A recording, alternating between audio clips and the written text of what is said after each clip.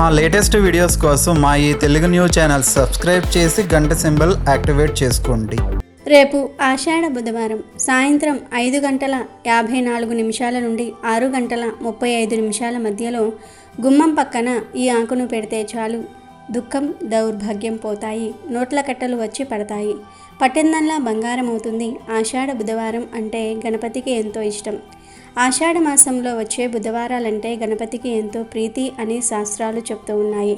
కనుక ఈ ఆషాఢ బుధవారం రోజున ఎటువంటి పరిహారాలు చేసినా అద్భుతమైన ఫలితాలు వస్తాయి. ముఖ్యంగా ఆషాఢ బుధవారం రోజు గుమ్మానికి కుడివైపున ఈ ఆకును పెట్టినట్లయితే లక్ష్మీదేవి కోట్ల రూపాయలతో మీ ఇంట్లో అడుగు పెడుతుంది. ఇక మీరు పట్టిందల్లా బంగారం అవుతుంది, వద్దన్నా ధనం వస్తుంది అని పరిహార శాస్త్రం చెప్తుంది. మరి ఇంతకీ ఆషాఢ బుధవారం రోజు గుమ్మం పక్కన ఏ ఆకును పెట్టాలి అనే విషయాన్ని ఇప్పుడు మనం ఈ వీడియోలో వివరంగా తెలుసుకుందాం. అంతకన్నా ముందు ఒక పవిత్ర కథను విందాం. ఫ్రెండ్స్, ఫస్ట్ అయితే కామెంట్ బాక్స్లో ఓం గం గణపతియే నమః అని కామెంట్ చేయండి. అలాగే ఈ వీడియోకి ఒక లైక్ కొట్టడం మర్చిపోవద్దు. సుందరవనం అనే అందమైన పచ్చని పల్లెటూరులో నిర్మల తన ఏకైక కొడుకు కృష్ణుడితో కలిసి నివసిస్తూ ఉండేది. సుందరవనం అంటే కేవలం ఒక ఊరు కాదు, అది నదులు, పొలాలు, దట్టమైన అడవి ప్రాంతాలు కలిసిన ఒక వింతైన అద్భుతమైన ప్రదేశం. వారి జీవనం వ్యవసాయంపైనే ఆధారపడి ఉండేది. నిర్మల భర్త రమేష్ నిత్యం పొలంలో శ్రమించి కుటుంబాన్ని పోషించేవాడు. వారి చిన్న ఇల్లు ప్రేమతో ఆనందంతో నిండి ఉండేది. ఒక కృష్ణపక్ష రాత్రి రమేష్ పంట కొయ్యడానికి పొలానికి వెళ్ళాడు. అకాల వర్షం వల్ల తెగి కిందపడి ఉన్న ఒక కరెంటు తీగను అతను చీకట్లో గమనించలేకపోయాడు. దాన్ని తొక్కగానే షాక్ తగిలి అక్కడికక్కడే ప్రాణాలు వదిలాడు. నిర్మల అప్పటికి 10 ఏళ్ల చిరుప్రాయంలో ఉన్న ఆమె కొడుకు కృష్ణ మాత్రమే మిగిలారు. ఆ వార్త నిర్మల జీవితాన్ని తలకిందులు చేసింది. కటిక పేదరికం, ఒంటరితనం ఆమెను చుట్టుముట్టాయి. భర్త మరణం తర్వాత నిర్మల పగలంతా కూలి పనులు చేసి రాత్రులు ఇల్లులు తిరిగి చిన్న చిన్న పనులు చేస్తూ అతి కష్టం మీద కుటుంబాన్ని, కొడుకును పోషిస్తూ ఉండేది. ఆమె గుండెలో ఒకే ఒక్క కోరిక, తన కొడుకు కృష్ణను బాగా చదివించి మంచి స్థితికి తీసుకురావటం. అలా కన్నీళ్లతో కష్టాలతో కొన్ని సంవత్సరాలు గడిచాయి. కృష్ణ ఇప్పుడు 20 ఏళ్ల యువకుడయ్యాడు. చురుకైనవాడు, తెలివైనవాడు, అమ్మంటే ప్రాణం. ఒకరోజు వారి బంధువుల అబ్బాయి అయిన కమలేష్ సిటీ నుండి ఆ ఊరు వస్తాడు.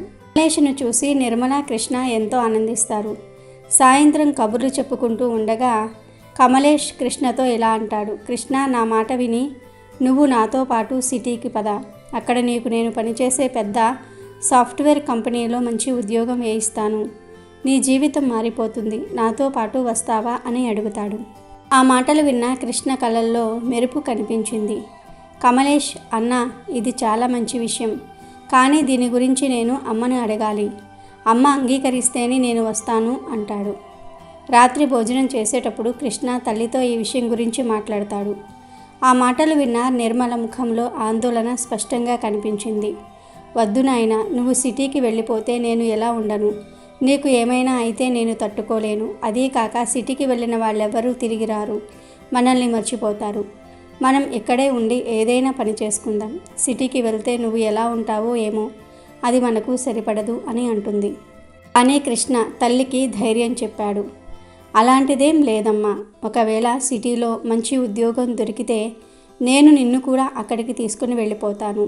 నీవు ఎప్పటికీ ఒంటరిగా ఉండవు, నాపై నమ్మకం ఉంచు అని అంటాడు.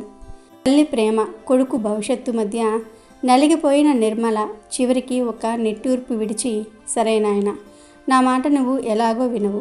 నీకేది మంచిది అనిపిస్తే అది చెయ్యి. కానీ కొత్త జీవితం ప్రారంభించే ముందు నాతో గుడికి వచ్చి మన ఆరాధ్య దైవం గణపతి బప్ప ఆశీర్వాదం తీసుకో అంది. తెల్లవారుగానే ఇద్దరూ దగ్గరలోని పురాతన గణపతి ఆలయానికి వెళ్ళారు. నిర్మల కళ్ళు మూసుకొని చేతులు జోడించి నిశ్శబ్దంగా ప్రార్థించింది. హే గణపతి బప్ప, మీరే మాకు దిక్కు. నా కొడుకు కృష్ణ తన కొత్త జీవితంలో సఫలుడయ్యేలాగా ఆశీర్వదించండి ప్రభు. నా కొడుకును కంటికి రెప్పలా కాపాడండి ప్రభు అని వేడుకుంటుంది. ఆ తర్వాత కృష్ణ కమలేష్తో కలిసి సిటీకి బయలుదేరి వెళ్ళిపోయాడు. 3 నెలల తర్వాత కమలేష్ ఊరుకు తిరిగి వస్తాడు. నిర్మల అతని రాక కోసం ఆతృతగా ఎదురు చూస్తుంది. కమలేష్ నేరుగా నిర్మల ఇంటికి వచ్చి ముఖంలో సంతోషం నటిస్తూ, పిన్ని, కృష్ణకు నేను పనిచేసే కంపెనీలోనే మంచి ఉద్యోగం దొరికింది. అతని గురించి చింతించవద్దని చెప్పమన్నాడు. అతను చక్కగా ఉన్నాడు, నీకు నమస్కారాలు చెప్పమన్నాడు అని చెప్తాడు. ఈ మాట విని నిర్మల ఎంతో సంతోషిస్తుంది. గణపతికి తన మొక్కు తీర్చుకోవడానికి గుడికి వెళ్ళి మోదక్ లడ్డూలు నివేదిస్తుంది. అదేవిధంగా ఆమె ప్రతిరోజు గుడికి వెళ్ళి గణపతి పప్పాను ప్రార్థించేది తన కొడుకు క్షేమం కోసం. కృష్ణ ప్రతి నెల తల్లికి కొంత డబ్బు పంపించేవాడు. నిర్మల ఆ డబ్బుతో కొడుకు భవిష్యత్తు కోసం పొదుపు చేయటం మొదలుపెట్టేది. అలా కొంతకాలం గడుస్తుంది. కృష్ణ సిటీకి వెళ్ళి సరిగ్గా 1 సంవత్సరం అవుతుంది. కానీ గత 2 నెలలుగా అతను డబ్బులు పంపించలేదు. ఒక కబురు లేదు. కృష్ణ నుంచి ఎలాంటి సమాధానం లేకపోవడంతో నిర్మల చింతిస్తూ ఉంటుంది. ఆమె మనసులో ఏదో తెలియని అపశకునం, భయం. రోజు ఊళ్ళో ఆమెకు కమలేష్ మళ్ళీ కనిపిస్తాడు. నిర్మల అతని వద్దకు వెళ్ళి ఆతృతగా, అరే కమలేష్, నువ్వు ఎప్పుడూ వచ్చావు? నా కొడుకు కృష్ణ ఎలా ఉన్నాడు? 2 నెలల నుంచి తన దగ్గర నుంచి ఎలాంటి కబురు లేదు. డబ్బులు కూడా పంపించటం లేదు. నా గుండె కంపిస్తుంది. ఏమైంది నాయనా అని అడుగుతుంది. కమలేష్ ఏదో దాస్తున్నట్లుగా నిర్మలకు అర్థమయ్యింది. కమలేష్ దీనంగా తలదించుకొని, పిన్ని, నేను మిమ్మల్ని కలవడానికే వస్తున్నాను. కృష్ణ పరిస్థితి ఈ మధ్య ఏమీ బాగోలేదు అని చెప్పటం మొదలుపెడతాడు. అసలు విషయం ఏమిటి? దాచకుండా చెప్పు అని నిర్మల ఆతృతగా అడుగుతుంది. కమలేష్ నిట్టూర్చి, పిన్ని, నిజం చెప్పాలంటే నేను మిమ్మల్ని మోసం చేశాను. కృష్ణకు ఉద్యోగం రాలేదు. ఆ రోజు నేను చెప్పింది అంతా అబద్ధం. నేను ఉద్యోగం చేయిస్తానని సిటీకి తీసుకువెళ్ళాను. కానీ అక్కడ అతనికి పెద్దగా చదువు లేదు కాబట్టి ఎవరూ ఉద్యోగం ఇవ్వలేదు. నా కంపెనీలో కూడా అతనికి ఉద్యోగం దొరకలేదు. కృష్ణ నిస్సహాయంగా ఉండిపోయాడు. నేను కూడా ఊరికి తిరిగి వచ్చేశాను అని అన్నాడు. ఆ మాటలు విన్న నిర్మల నిర్ఘాంతపోయింది. మరి కృష్ణ ఏం చేస్తున్నాడు? నా కొడుకు ఎక్కడ ఉన్నాడు? ఎందుకు కబురు లేదు అని కళ్ళల్లో నీళ్లతో అడిగింది. కృష్ణ ఒక అప్పు చేసి సొంతగా చిన్న వ్యాపారం ప్రారంభించాడు. నాకు కొంచెం డబ్బు సాయం చేశాడు. కానీ అది కూడా నడవటం లేదు. వ్యాపారంలో భారీ నష్టం వచ్చింది. అప్పు తీర్చకపోవటం వల్ల అప్పిచ్చిన వాళ్ళు తనను బ్రతకనివ్వటం లేదు. వాళ్ళు కృష్ణను బంధించి పెట్టుకున్నారు. నాకు బయట పడడానికి దారి కనిపించలేదు. అందుకే ఇప్పుడు నీ దగ్గరకు రాలేకపోయాను అని కమలేష్ లెంపలేసుకున్నాడు. ఈ మాట విన్న నిర్మలకు ఏమీ అర్థం కాదు. కమలేష్ను నమ్మినందుకు, కొడుకును సిటీకి పంపించినందుకు తనను తానే నిందించుకుంది. నా కృష్ణ ఏ కష్టమూ తెలియని నా కొడుకు ఎక్కడ ఉన్నాడో ఏమో అని గుండె లవిసేలాగా ఏడ్చింది. వెంటనే కమలేష్తో కలిసి సిటీకి బయలుదేరుతుంది. నిర్మల కమలేష్తో కలిసి సిటీలోని అప్పులిచ్చిన వారి అడ్డాకు చేరుకుంటారు. నిర్మలను చూసిన కృష్ణ గాబరా పడతాడు. అతని కళ్ళు ఎర్రబారి, శరీరం అలసిపోయి ఉంది. అమ్మా, నువ్వు ఎందుకు వచ్చావు? వీళ్ళు నిన్ను కూడా బంధిస్తారు. నువ్వు ఇక్కడ ఉండకూడదు. వెంటనే తిరిగి వెళ్ళిపో అని ప్రాధేయపడ్డాడు. నిర్మల కళ్ళల్లో నుండి కన్నీళ్లు కారుతున్నా తన కొడుకు ధైర్యం చెప్పింది. నువ్వేం చింతించకు నాయనా, నేను వచ్చాను కదా. ఇదిగో నేను కొంత డబ్బు కూడబెట్టాను. ఈ డబ్బు వాళ్ళకి ఇచ్చి మిగతా దాని గురించి కొంత గడువు అడుగుదా. నా కొడుకును నేను ఒంటరిగా వదిలి వెళ్ళను అని చెప్పి కృష్ణతో పాటు ఆమె అప్పు ఇచ్చిన వ్యక్తి వద్దకు వెళ్తుంది. అతను ఒక లావుపాటి భయంకరమైన మనిషి. అయ్యా, దయచేసి మాకు కొంత సమయం ఇవ్వండి. మిగతా డబ్బు తప్పకుండా తిరిగి చెల్లిస్తాము అని ప్రాధేయపడింది నిర్మల. ఈ కొడుకు నా డబ్బు లెగ్గొట్టి ఇక్కడి నుండి పారిపోవాలనుకున్నాడు. అతన్ని తీసుకువెళ్ళడానికి ఇప్పుడు నువ్వు వచ్చావా? మొదట నా డబ్బు మొత్తం ఇవ్వు, అప్పుడే అతన్ని విడిచిపెడతాను అని అతను గద్దించాడు. ఇప్పుడు నా దగ్గర అంత డబ్బు లేదండి. ముందు మీరు వీటిని తీసుకోండి. నన్ను నమ్మండి. కొద్ది రోజుల్లో మీ మొత్తం అప్పు తీర్చేస్తాను అని నిర్మల ప్రాధేయపడింది. ఆ వ్యక్తి కొంచెం కోపం తగ్గించుకుని, సరే, 1 నెల గడివిస్తున్నాను. ఈలోగా నా డబ్బు తిరిగి రాకపోతే మీ ఇద్దరినీ బంధిస్తాను. మీ కొడుకును ఎక్కడికి బయటకు రానివ్వను అని బెదిరించాడు. కృష్ణ, నిర్మల ఆ పరిస్థితి నుండి బయటపడి తమకు తెలిసిన గణపతి ఆలయం వద్దకు చేరుకుంటారు. చింతిస్తూ గుడి మెట్లపైన కూర్చుంటారు. అప్పు తీర్చడానికి 1 నెల సమయం ఉంది. కానీ ఆ డబ్బు ఎలా సంపాదించాలో వారికి అర్థం కాలేదు. ఇంతలో అక్కడికి ఒక వృద్ధుడు వచ్చాడు. అతని ముఖంలో ఒక దివ్యమైన తేజస్సు, కళ్ళల్లో శాంతం తునికిసలాడుతూ ఉన్నాయి. అతను పాతబడిపోయిన పంచ శాలువ ధరించి ఉన్నాడు. ఏమైందమ్మా? మీరిద్దరూ దేని గురించో చింతిస్తూ ఉన్నట్లున్నారు. మీ ముఖాల్లో ఆందోళన కనిపిస్తుంది అని ప్రేమగా అడిగాడు. నిర్మల అతనికి తమ కష్టాలన్నీ కూడా కృష్ణ అప్పుల విషయం అంతా కూడా చెప్తుంది. అంతా విన్న వృద్ధుడు చిరునవ్వుతో, మీరేం చింతించకండి, మన గణపతి పప్ప ఎంతో దయామయుడు, ఆయన అంతా సరిచేస్తాడు. నేను ఈ గుడి ముందే చాలా ఏళ్ల నుండి మోదుక్ లడ్డూలు ఇంకా మిఠాయిలు అమ్ముతూ ఉన్నాను. కానీ ఇప్పుడు నాకు వయసు అయిపోయింది. ఇప్పుడు అంత పని చేయలేకపోతున్నాను. మీరు కావాలంటే నా దుకాణంలో పని చేయవచ్చు. ఎంత సంపాదన వస్తే దాన్ని 3 భాగాలుగా చేసి 1 నాకు 2 మీకు పంచుకుందాం. పని కష్టం, కానీ నిజాయితీగా పనిచేస్తే ఫలితం ఉంటుంది అని అంటాడు. మాటలు విన్న నిర్మల కృష్ణ కళ్ళల్లో ఆశ రేకెత్తించింది. అయ్యా, ఇంత గొప్ప అవకాశం ఇచ్చినందుకు ధన్యవాదాలు. మేము రేపటి నుంచే పనిచేయటం ప్రారంభిస్తాం అని కృతజ్ఞతగా చెప్పారు. సరే, మరి నేను వెళ్తాను. మీరు నిద్రలేచేసరికి బండి సిద్ధంగా ఉంటుంది అని చెప్పి ఆ వృద్ధుడు అదృశ్యమయ్యాడు. నిర్మల, కృష్ణలు ఆ వృద్ధుడి రూపం ఎంత తేజోమయం అనిపించిందో అనుకుంటూ నిద్రపోయారు. అన్నాటి నుంచే వాళ్ళిద్దరూ ఆ మిఠాయిల బండి వద్ద శ్రద్ధగా కష్టపడి పనిచేస్తూ ఉంటారు. నిర్మల తన చేతులతో చేసిన మోదుక్ లడ్డూలు, ఇతర మిఠాయిలు అందరికీ ఎంతో నచ్చేవి. ఆమె చేతి మాయాజలం వల్లనేమో అవి రుచిగా ఉండేవి. వారి బండి వద్ద ఎప్పుడూ జనాలు బారులు తీరి ఉండేవారు. సంపాదన కూడా రోజురోజుకు బాగా పెరిగింది. కొద్ది రోజుల్లోనే వారు ఆ అప్పు తీర్చడానికి అవసరమైన డబ్బును సంపాదించారు. అప్పు తీర్చిన తర్వాత వారికి ఇంకొంచెం డబ్బు మిగిలింది. వారి గుడికి దగ్గరలోనే ఒక చిన్న ఇల్లు అద్దెకు తీసుకుంటూ ఉంటారు. ప్రతిరోజు సాయంత్రం మందిరం వద్దకు కొంతమంది పేద పిల్లలు వచ్చేవారు. వాళ్ళు ఎప్పుడూ లడ్డూలు, మోదుకులు అడిగేవారు. పేదరికం వల్ల కొనుక్కోలేకపోయేవారు. వారి కళ్ళల్లో ఆకలి, ఆశ నిర్మలకు కనిపించేవి. నిర్మల వారి కష్టాన్ని చూసి చలించిపోయేది. తాను కష్టపడి సంపాదించిన ఆ పిల్లల ఆకలి తీర్చడం తన ధర్మం అనుకుంది. దాంతో నిర్మల డబ్బులు తీసుకోకుండా ఆ పిల్లలకు ప్రతిరోజు మోదుకు లడ్డూలు ఉచితంగా ఇచ్చేది. కృష్ణ మొదట కొంచెం సంశయించిన అమ్మ మంచి మనసును చూసి ఏమీ అనలేదు. నెల గడిచింది. నిర్మల, కృష్ణ అప్పు తీర్చేశారు. వ్యాపారం 3 పువ్వులు 6 కాయలుగా ఉంది. ఒకరోజు ఆ మిఠాయి బండి యజమాని అయిన వృద్ధుడు మరియు అతని పక్కన ఒక ప్రకాశవంతమైన చీర కట్టుకున్న మహిళ అక్కడికి వస్తారు. నాకు కూడా లడ్డు, మోదుక్ పెట్టరా అంటాడు వృద్ధుడు. తప్పకుండానయ్యా, ఇదిగో తీసుకోండి అని కృష్ణ వారికి లడ్డు, మోదుక్ ఇస్తాడు. వాటిని తిన్న వారిద్దరి ముఖాలపై చిరునవ్వు వస్తుంది. అరే వావ్, ఇవి ఎంతో రుచిగా ఉన్నాయి. మీరిద్దరూ నిజంగానే ఎంతో రుచికరమైన మోదుక్ లడ్డూలు చేస్తూ ఉన్నారు అన్నాడు వృద్ధుడు. మీకు ధన్యవాదాలయ్యా, మీ వల్లనే మేము ఈరోజు ఇంత బాగా సంపాదించుకోగలుగుతున్నాము. బప్పా దయ వల్ల పని బాగా నడుస్తుంది. ఉండండి, మీ వాటా ఇప్పుడే ఇస్తాను అని కృష్ణ డబ్బు లెక్క పెట్టుకోబోయాడు. అప్పుడు వృద్ధుడు ఆపి, మా వాటా మాకు ముందే లభించింది అన్నాడు. అదేలాగయ్యా అని కృష్ణ ఆశ్చర్యంగా అడిగాడు.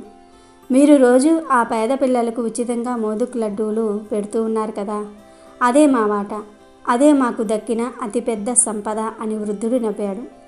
ఆ మాట అనగానే ఆ వృద్ధుడు మరియు ఆ పక్కన ఉన్న మహిళ రూపాలు మెల్లగా మారటం మొదలుపెట్టాయి. వారి చుట్టూ ఒక దివ్యమైన కాంతి ప్రసరించింది. ఆ వృద్ధుడు సాక్షాత్తు గణేష్ భగవానుడుగా, అతని పక్కన ఉన్న మహిళ శ్రీ మహాలక్ష్మీదేవిగా ప్రకటమయ్యారు. నిర్మల, కృష్ణ ఆశ్చర్యంతో, భయభక్తులతో, ఆనంద బాష్పాలతో వారి పాదాలపై పడ్డారు. గణేష్ భగవానుడు ప్రేమగా వారిని లేవనెత్తి, నేను నా నిజమైన భక్తుల వెంట ఎల్లప్పుడూ ఉంటాను. మీ యొక్క మంచితనం, కష్టపడే తత్వం మరియు నిస్వార్థ సేవ వల్ల మేము ప్రసన్నులమయ్యాము. మీ కష్టాలకు ఫలితం దక్కింది. మా ఆశీర్వాదం మీపై ఎల్లప్పుడూ ఉంటుంది. మీరు ఎప్పుడు ఏ సమస్యలో ఉన్నా కళ్ళు మూసుకొని మమ్మల్ని తలుచుకోండి, మేము వెంటనే వస్తాము అని ఆశీర్వదించారు. శ్రీ మహాలక్ష్మీదేవి కూడా, నిర్మల, నీ స్వచ్ఛమైన మనసు, నీ దాతృత్వం, నీ ధైర్యం చూసి నేను ఎంతో సంతోషించాను. నీ వ్యాపారంలో అడ్డంకులు తొలగి సిరి సంపదలతో తొలతూగుదువుగాక అని ఆశీర్వదించింది. ఇలా చెప్పి వారు అక్కడి నుండి అంతర్ధానమయ్యారు. నిర్మల, కృష్ణలు ఆ అద్భుత దృశ్యాన్ని నమ్మలేకపోయారు. అప్పటి నుండి వారి వ్యాపారం ఊహించినంతగా వృద్ధి చెందుతుంది. వారి అప్పులన్నీ కూడా మొత్తం తీర్చేశారు. అంతేకాదు, వారు తమ స్వంత పెద్ద మిఠాయిల దుకాణాన్ని ప్రారంభించి వారు సొంత ఊరిలో అతిపెద్ద మిఠాయిల వ్యాపారులయ్యారు. పెద్ద ఇల్లు కొంటారు. కొన్ని రోజులకు కృష్ణకు మంచి అమ్మాయితో వివాహం కూడా జరుగుతుంది. భగవాన్ గణేష్ ఇంకా లక్ష్మీమాత దయవల్ల వారి జీవితం సంతోషంతో, ఆశ్చర్యంతో నిండిపోతుంది. నిర్మల మరియు కృష్ణలు తమ సంపదను నిస్వార్థంగా పంచుకుంటూ ఆ ఊరి ప్రజలకు ఆదర్శంగా నిలిచారు. ఈ కథ భక్తికి దాతృత్వానికి, నిజాయితీకి దైవం ఎప్పుడూ తోడుగా ఉంటాడని నిరూపిస్తుంది. ఇక వీడియోలోకి వస్తే, ఎవరైతే ధన సమస్యలతో బాధపడుతూ ఉన్నారో, ధన సమస్యల నుండి బయటపడాలని అనుకుంటూ ఉన్నారో, ధనవంతులుగా మారాలని కోరుకుంటూ ఉన్నారో, వారు చక్కగా గుమ్మం పక్కన ఈ ఆకును పెట్టండి చాలు. మీకు ఉండే దుఃఖాలు, దౌర్భాగ్యాలు పోతాయి. అప్పుల బాధలు ఉన్నవారు ఈ పరిహారం చేసుకుంటే ఖచ్చితంగా ఆ అప్పుల నుండి బయటపడగలుగుతారు. కోట్లు వచ్చి పడతాయి. పట్టిందల్లా బంగారం లాగా మారుతుంది. ఏమీ లేదు, ఆషాఢ బుధవారం రోజు సాయంత్రం 5:54 నుండి 6:35 మధ్యలో అమృత ఘడియలు ఉన్నాయి కాబట్టి ఈ సమయంలో చక్కగా ఒక మామిడి ఆకును తెచ్చుకోండి. మామిడి ఆకు గురించి చాలామందికి తెలియదు, కానీ మామిడి ఆకులకు కూడా ఎన్నో శక్తులు ఉంటాయి. మామిడి ఆకులంటే వినాయకుడికి ఎంతో ఇష్టం. అందుకే వినాయక చవితికి మామిడి ఆకులను కూడా వాడుతూ ఉంటారు. మామిడి ఆకులకు మన కష్టాలను తొలగించే అద్భుత శక్తులు ఉంటాయి. మామిడి ఆకులకు ధనాన్ని ఆకర్షించే శక్తి ఉంటుంది. కనుక ఆషాఢ బుధవారం రోజు పగటిపూట మామిడి చెట్టు దగ్గరకు వెళ్ళి ఒక చిరుగులు లేని మంచి మామిడి ఆకును కోసి తెచ్చుకోండి. ఆ ఆకును ఇంటికి తెచ్చి తడి వస్త్రంతో తుడిచి ఒక చోట దాచిపెట్టుకోండి. సాయంత్రం 5:54 నుండి 6:35 మధ్యలో ఈ ఆకును తీసి చక్కగా ఈ ఆకు మీద పసుపుతో స్వస్తి గుర్తును వేయండి. తర్వాత ఈ ఆకును తీసుకుని వెళ్ళి మీ ఇంటి మెయిన్ డోర్ పక్కన పెట్టండి. ఆ తర్వాత ఈ ఆకు మీద 2 స్పూన్ల ఆవాలు కూడా వేయండి. మన ఇంట్లో ఆవాలు ఉంటాయి కదా, ఆ ఆవాలు వేస్తే సరిపోతుంది. ఎందుకంటే ఆవాలు చాలా గొప్పవి, ధనాన్ని ఆకర్షిస్తాయి. మన జీవితాన్ని అద్భుతంగా మార్చి మన సుడిని తిప్పేసే శక్తి ఆవాలకు ఉంది కనుక ఆవాలు వేయండి. ఆ పైన 1/2 స్పూన్ అంత జీలకర్రను కూడా వేయండి. ఎందుకంటే జీలకర్ర అంటే గణపతికి ఎంతో ప్రీతి. జీలకర్రతో ఎలాంటి పరిహారాలు చేసినా ఖచ్చితంగా ఫలితాలు మాత్రం వస్తాయి. కష్టాలు పోతాయి, దరిద్రాలు వదులుతాయి, ధనం వస్తుంది. కనుక జీలకర్రను వేసి చివర్లో చిటికెడు పసుపు, కుంకుమను కూడా వేసి ఆ మామిడి ఆకుకు ఒక నమస్కారం చేసుకోండి. ఇక ఆ ఆకును 24 గంటల పాటు అక్కడ వదిలివేయండి. అంటే మళ్ళీ గురువారం సాయంత్రం వరకు దానిని కదపవద్దు. మళ్ళీ గురువారం 6:35 దాటిన తర్వాత ఈ ఆకును తీసేసి దానిలోని ఆవాలను, జీలకర్రను, పసుపు, కుంకుమలను ఆకుతో సహా తీసుకుని వెళ్ళి రోడ్డు పక్కన పడేసి వెనక్కి తిరిగి చూడకుండా ఇంటికి వచ్చేయండి. ఇలా ఈ చిన్న పరిహారం చేసుకుంటే మీకు ఉండే దరిద్రాలన్నీ కూడా వదిలిపోతాయి. దుఃఖం, దౌర్భాగ్యం పోయి నోట్ల కట్టలు వచ్చి పడతాయి. పట్టిందల్లా బంగారం అవుతుంది. కనుక మీరు కూడా ఆషాఢ బుధవారం రోజు గుమ్మం పక్కన ఈ ఆకును పెట్టి మంచి శుభ ఫలితాలను పొంది ఆనందంగా జీవించండి. వీడియో నచ్చితే లైక్ చేయండి, షేర్ చేయండి, బట్ సబ్స్క్రైబ్ చేసుకోవడం మర్చిపోవద్దు.